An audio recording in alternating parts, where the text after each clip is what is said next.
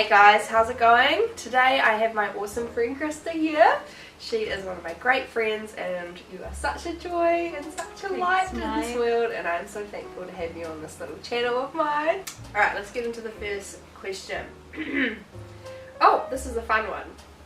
Introduce yourself a little bit and let me know your ideal date night from start to finish. No kids, kids free. Okay. My name's Christa. I am a mum of 3. They're all under 4, so it's a bit crazy, but it's great. My ideal date night would be the one that we do every time. Our dates never change. We're so boring, but we've been married for like 5 or 6. I forgot how many years. 2015, nearly 6 years, and we love it, but we're creatures of habit. 5 o'clock, okay. We're going to go out to dinner at Lone Star. I knew you were going to say Lone Star. Yeah, it's my favourite restaurant, and we get the exact same thing. I have not tried anything different. So I get my chicken. Yeah, your Dixie chicken. My Dixie chicken. Kane gets the steak. We do dessert. We even do a starter. We eat to the point where we feel just sick. Yep. And we love it. And then we walk to Regent 3 and we watch a movie. You don't go to screening rooms then? No, because they don't have popcorn. Well, what if it... Oh. Okay. Yeah, sorry. Okay. And we're not like fancy, we're not classy people. No. Yeah, so... Or Strata, actually. Strata's quite nice. So we'll go there, watch our movie. Yep. Eat more food. Eat more food. Get an ice cream. Feel even more sick and bad about myself. Yep. Fall in love. Yeah, I mean, who have I got to impress? I'm already married. Yeah. There, we would either go for a night walk, so we'd either like go around town. There are some lurkers, so you just got to be careful. Yeah. Or we walk back to Lone Star, get our car, and we'll go to Henley Lake, and we'd go for a walk. Now you're really facilitating and using Masterton for all it's worth. You're milking it. Yeah, really we are. Well. Yep. You could have gone anywhere. You went to the classics. Yeah, we did. We do the classics. Becoming a new mum can be daunting and exciting all at the same time. Can you share a little bit about your journey of becoming a new mum? What was that like for you? So I had all these expectations of what it was going to be like. Like I had this almost like picture in my head of, okay, yep, this is what it's going to be like. My baby's going to be perfect. Like I'd see like crying toddlers out in public and I'd be like, my child's not going to do that. Like I'm going to just have the perfect child. Yeah, so I had this picture of what it would be like, and so many people, you know, say, oh, this was my experience, you know.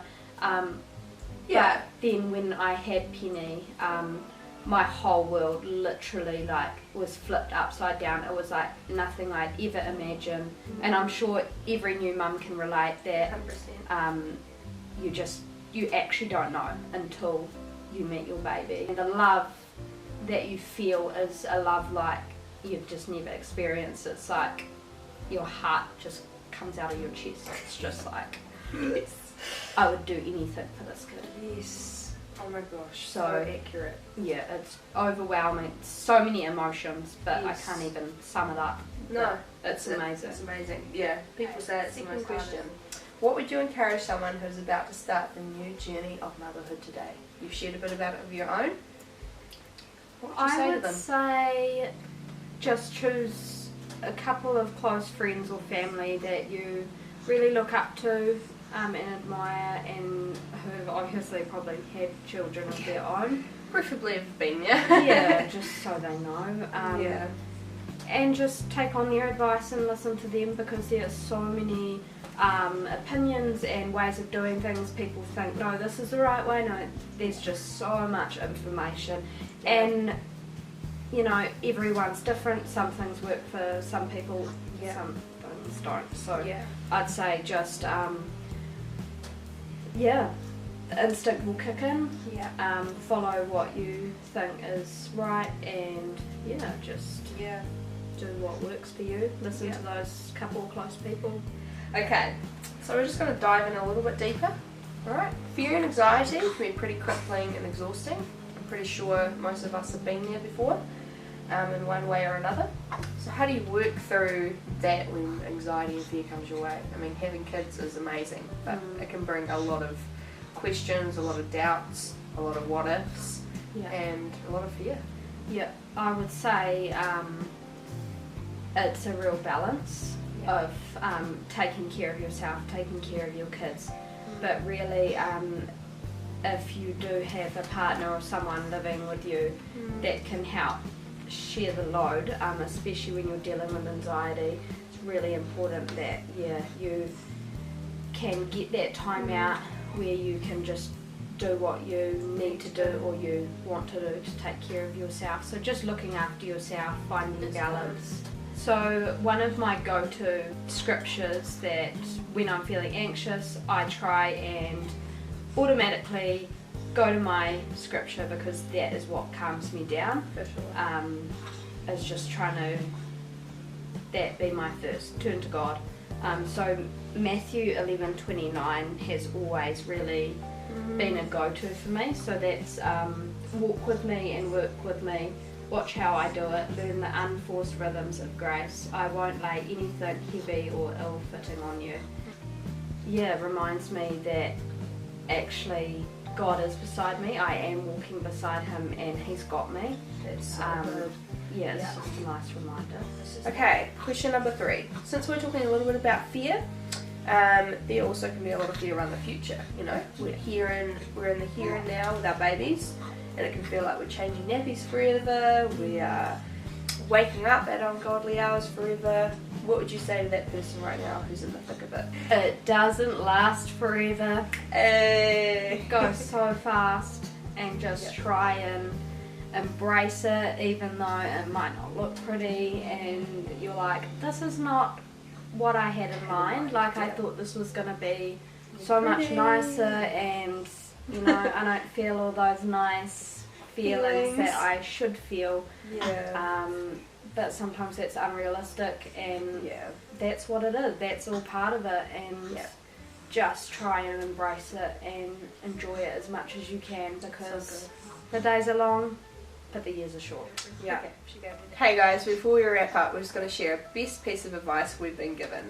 So a piece of good advice that I got was to put your family first, put yourself first, look after yourself first, because healthy mum, healthy baby, you know, you can't look after your baby when your needs aren't even met. So true. Yeah. So good.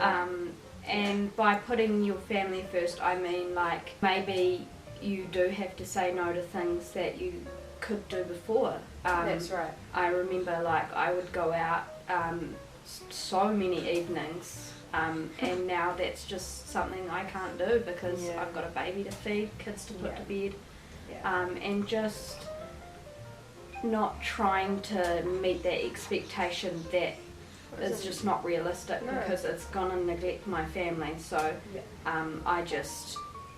I remember when I had Charlie, I thought, right, I need to just focus solely on my family, because I don't want to get overwhelmed. I want to be there for my kids, and this is such a crucial age. So good. Yeah, so just basically put you and your family for sure first. Because when you say no to something, you're saying yes to something else. So just because that was some good advice I got, just because you say no to something, it doesn't mean you're not just doing nothing. You're sitting on your bum on the couch. You're actually saying yes to something else, and that, for us, what we're talking about, the family. We're saying yes to our family first.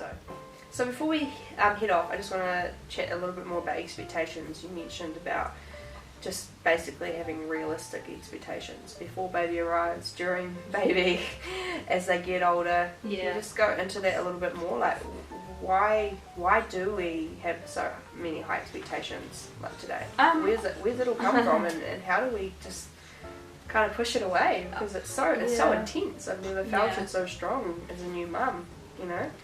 I think the expectation, or for me anyway, has come from comparison and social media. Yeah, for sure. So what you're seeing, and you can kind of think, I need to be like that. Yeah, and so and then trying to live that out in your day-to-day life, and then getting to the end of the day and feeling like, wow, I failed, like, yeah, what have I done? Yeah, I'm not doing it right. So true. And having failed expectations is not healthy, it's not good for you. Unhealthy mum, right there. Yeah. Okay guys, thanks so much for watching. I hope you've enjoyed, and if you want to hear more of great stuff like this, like and subscribe! Give us a thumbs up, and it's going to be great. Pastor Christa will be happy to answer any of your Christian questions that you might have. Alright, bye! Bye fam!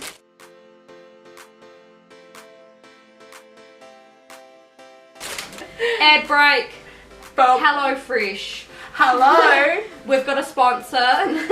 Kathmandu water bottle. Beautiful. Just pop it up. Boom. Poke cones. Oh, we didn't eat our chocolate. Oh, we're going to have to eat it now. Okay, 1 minute. Jeez. Calm down, lady. Okay. Does mama need her chocolate? The mommy never chocolate. But the fantastic. One to start with. Okay. We are now advertising this beautiful hokey cokey. Sugar-free, dairy-free, gluten-free, GMO-free, everything free. It's almost like it's air. Dust! Anybody? No. Dirt! Dust!